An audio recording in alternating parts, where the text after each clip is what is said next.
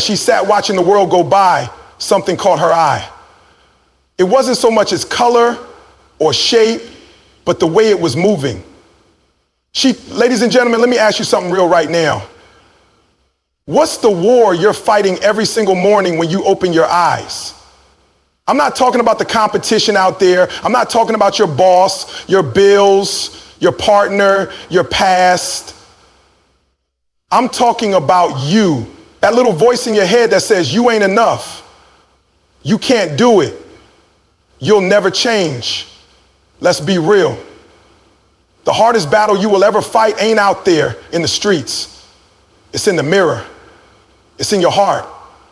It's between who you are right now and who you know deep down you were born to become. You've got dreams, but you've also got doubt. You've got vision, but you've also got fear. You've got purpose, but you've also got pain. And those things, they clash. They war. That's the internal conflict. But here's the truth most people don't want to admit. Nobody's coming to save you. Nobody's going to knock on your door, drag you out of bed, and force you to fight those demons. That's your job. So how do you tackle it? How do you silence the noise and rise? Step one, get honest. Stop pretending. Stop acting like you're okay when you're not. Stop faking confidence when deep down you're scared to death. You can't fix what you won't face. You've got to say, yes, I've got wounds. Yes, I've got trauma. Yes, I'm battling addiction, depression, self-doubt, anxiety. But I will not let these things define me. I will not let my struggle become my identity. You can't conquer what you refuse to confront. Too many people are busy trying to escape their inner conflict instead of facing it. They numb it with Netflix, with food, with scrolling, with people, with partying. But hear me, avoidance is not healing. Avoidance is delay. And every day you delay, you stay stuck. Step two, own your story. You want peace? Stop running from your past. I don't care what you did, where you came from, or who hurt you. Your story doesn't disqualify you. It prepares you. Your pain has a purpose if you choose to give it one. Your scars, they're not signs of weakness. They're proof that you made it through, that you're still standing. There's a difference between someone who's never been broken and someone who broke and rebuilt themselves stronger. Be that second person. Step three, control your mind. Let me tell you something I had to learn the hard way. Your mind is a battlefield. And if you don't take control of it, it will control you. You've got to rewire your thinking. Every time that voice says you're not good enough, you talk back. You say, I am worthy. I am powerful. I am chosen for something greater. Listen to me. Your thoughts are not facts. Just because your brain says it doesn't mean it's true. Some of you have been hypnotized by your own negativity. Wake up. If your thoughts are destroying your peace, rewrite them. You don't fight fire with fire. You fight it with truth. Step four, stop being soft with yourself. I'm not here to coddle you. I'm here to push you. Because you don't grow when it's easy. You grow when it's hard. You grow when you feel like quitting, but you don't. Some of you got too much talent to be living like this, too much greatness to keep hiding behind excuses. You say, I'm tired. But what if I told you the conflict inside is a signal, not a curse? It means you still care. It means you still have fight left. That's your edge. Use it. Push yourself. Discipline your mind. Get up early. Journal. Meditate. Pray. Go to therapy. Train your body. Read every day. Do whatever it takes to build the mental armor you need to face yourself. You don't need more motivation. You need more consistency. Step five, forgive yourself. You can't walk forward if you're still dragging the chains of your past mistakes. Hear me. Let it go. You messed up? Welcome to the club. You failed? Good. Now you know what doesn't work. But don't you dare let guilt keep you locked in place. You can't fight a war inside if every time you step on the battlefield, you're beating yourself up. You are not what happened to you. You are not your worst decision. You are not your lowest moment. You are the one who got back up. You are the one who said, I'm not finished. Final step, remember who you are. You are powerful beyond measure.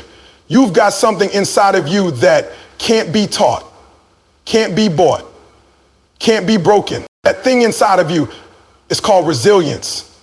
And resilience don't show up when things are smooth. It shows up when everything in you says give up and you say not today. You want to tackle your internal conflict? You face it. You fight it. You own it. You outlast it. This life, it's not for the faint of heart. You don't get what you wish for. You get what you believe for. And when you beat the enemy inside, there is nothing, I said nothing outside that can stop you. So stand up, look yourself in the eye, and go to war. That's the truth most people avoid their whole lives. They run from their reflection. They bury the pain. They pretend the problem doesn't exist. But you can't heal what you hide, and you can't solve what you won't confront. The first and most crucial step in growth is to face what's broken. Without filters, without excuses, without fear. See, we've been taught to distract ourselves, to scroll past the discomfort, to smile through the storms. But real strength isn't in masking the mess. It's in standing still in it. Looking that conflict in the eye and saying, I see you, I know you, and I'm not afraid of you anymore. That's power. Internal conflict isn't weakness. It's a signal. It's your mind and heart trying to align again. But when you ignore it, when you silence it, that conflict grows louder. You bury one truth and 10 more rise in its place. It shows up in your attitude, your relationships, your patterns. Suddenly you're snapping at people you love. You're sabotaging opportunities. You're living on edge. And you think it's the world's fault, but really, it's the war inside you that you never dealt with. Facing it doesn't mean you have all the answers. It doesn't mean you fix it overnight. It just means you're no longer lying to yourself. It means you're willing to sit with your truth, no matter how messy, how painful, how raw. That's where transformation begins. Not in pretending everything's okay, but in admitting when it's not. There's a version of you that wants to be free, a version that wants to stop carrying the weight of regret, shame, trauma, insecurity. That version can't come alive if you keep hiding behind distraction and denial. You've got to break the habit of emotional avoidance. You've got to stop running and start owning. Facing it means taking responsibility, not for what happened to you, but for what you do with it. Because life will throw pain at you, no doubt.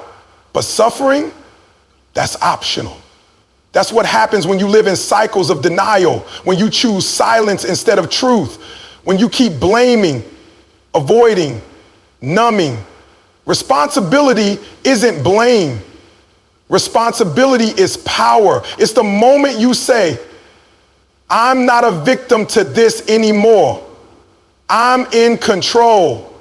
Now, it's uncomfortable. It's terrifying, but it's necessary. Healing always starts with confrontation.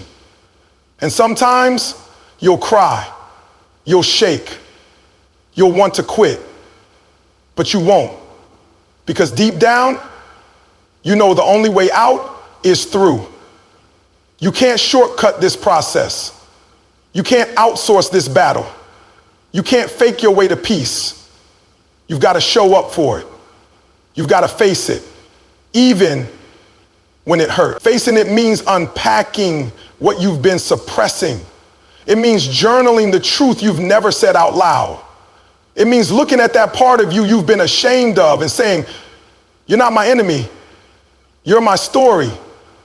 It means going to therapy, having that hard conversation, being real with yourself for the first time in years. And here's the secret. When you finally face it, it loses its power.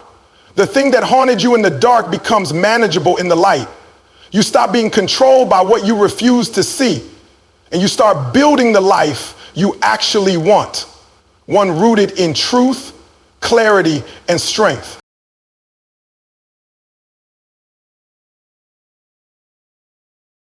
You hear doubt in your mind every day, that voice that whispers, what if I'm not enough? What if I fail? What if I'm wasting my time? It creeps in quietly, but it's relentless. And if you let it, doubt will paralyze you. It'll keep you stuck in hesitation, spinning in circles, waiting for motivation or some perfect moment that never comes. That's where most people stay, but not you, because discipline, that daily grind, that commitment to show up even when it's hard, is what silences doubt every single time. Doubt talks, but discipline moves. Doubt makes noise, but discipline makes progress. You don't have to feel confident.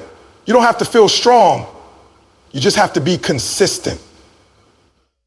The truth is, you don't rise because you believe in yourself every day. You rise because you made a decision that your goals matter more than your feelings. Your purpose is bigger than your fear. Discipline is the bridge between what you dream about and what you actually achieve. People wait on motivation, but motivation is fickle. It shows up when it wants. Discipline is different. It shows up every day. It doesn't care how you feel. It doesn't wait for permission.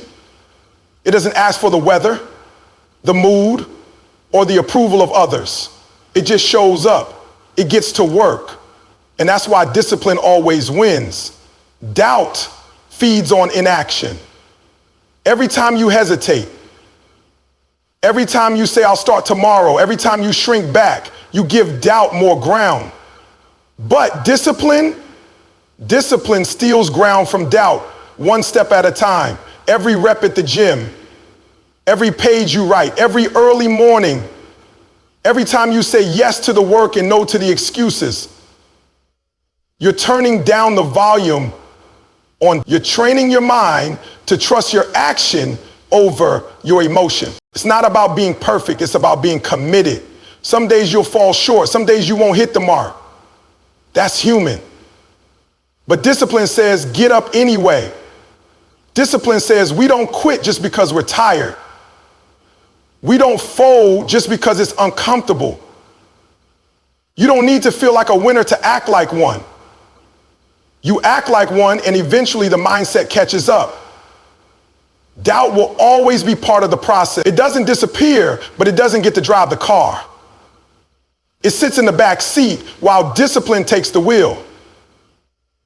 Discipline is you saying, I'm going to show up even if I'm scared, even if I'm unsure, even if no one claps for me. And that consistency, that's what builds confidence. That's what builds belief. You don't think your way into greatness. You work your way into it, brick by brick. When I walk into the future, looking at the brick by brick, day by day. When you look at the people who make it, the ones who reach the top, it's not because they never doubted themselves. It's because they kept going in spite of it. They didn't let fear stop them. They didn't wait for certainty. They built certainty through repetition, through commitment, through unshakable daily habits. You don't need to be the most talented. You don't need to be the most fearless. You just need to be the one who keeps showing up, who keeps swinging, who keeps doing the work long after the excitement fades. That's the person who wins. Because when discipline speaks, doubt has no choice but to listen. Most people run from their pain. They numb it, hide it, suppress it, deny it. They treat it like a curse, like something to be ashamed of, like something they need to escape. But what if I told you that the very thing you're trying to bury is the exact thing that can elevate you? What if your pain isn't a weakness but a weapon? What if it's not there to destroy you but to develop you? Pain has a way of shaping us that comfort never could. It exposes the truth. It breaks down the lies we've built around who we are and what we're capable of. Pain peels back the layers and shows us what we're really made of. And in that raw, vulnerable space, that's where growth is born. That's where strength is forged. That's where power is created. You can't fake your way through pain. You either face it or it owns you. But when you face it, when you stare it down, when you feel every bit of it, instead of running, you take back control. You start to own your story. You begin to use what happened to you instead of being used by it. There's a version of you that wouldn't exist without the storm you went through. There's a depth in you, a fire, a grit that only pain could bring out. Nobody learns resilience from success. Nobody develops character from easy days. It's the sleepless nights, the silent battles, the heartbreak, the rejection, the loss. That's what molds you. That's what gives you perspective. That's what gives you a voice that people respect, because it's not theory, it's testimony. Pain teaches you empathy. It teaches you patience. It teaches you how to show up for others, how to listen, how to lead with compassion. People who've never faced anything hard can't guide anyone through the fire. But when you've been through it, when you've made it out, you carry light for those still stuck in the dark. That's where your power is. Not in pretending to have it all together, but in embracing the parts of you that broke and still kept going. Don't waste your pain. Don't let it become a closed chapter that you never open again. Let it fuel your purpose. Let it remind you of who you are and how far you've come. Let it anchor your gratitude. Let it drive your discipline. Let it sharpen your focus. You don't need to be healed to be powerful. You need to be honest. Real strength is built in the middle of the process, not just after it's over. You're not the only one hurting. Everybody has wounds, but the difference between the ones who rise and the ones who stay stuck is simple. One group hides their scars, the other group uses them. Your pain can either be a prison or a platform. The choice is yours. You don't have to glorify the struggle. You don't have to pretend like you wanted the pain, but you do get to decide what comes out of it. You get to transform it into wisdom, into impact, into fuel. Because at the end of the day, the most powerful people you'll ever meet aren't the ones who had the easiest path. They're the ones who turn pain into purpose and never look back. Holding on to anger, resentment, guilt, or regret feels powerful in the moment. It feels like protection, like a shield. You tell yourself you're staying strong by never letting it go. That if you forgive them, they win. That if you forgive yourself, you're letting yourself off the hook. But the truth is, the longer you hold on to what hurt you, forgiveness isn't weakness, it's release. It's not about excusing the pain. It's about choosing to no longer be controlled by it. You cannot move forward while dragging the weight of what was. Every step you take while holding that grudge, that blame, that bitterness, it's slower, heavier, more exhausting. Eventually, you stop moving altogether. Not because you're not capable, but because you're buried under the emotions you refuse to let go of. The past becomes your prison, and forgiveness is the key, but only if you're willing to use it. Forgiveness isn't for them, it's for you. It's the act of saying, what happened hurt me, it changed me, but I won't let it define the rest of my life. It doesn't mean forgetting.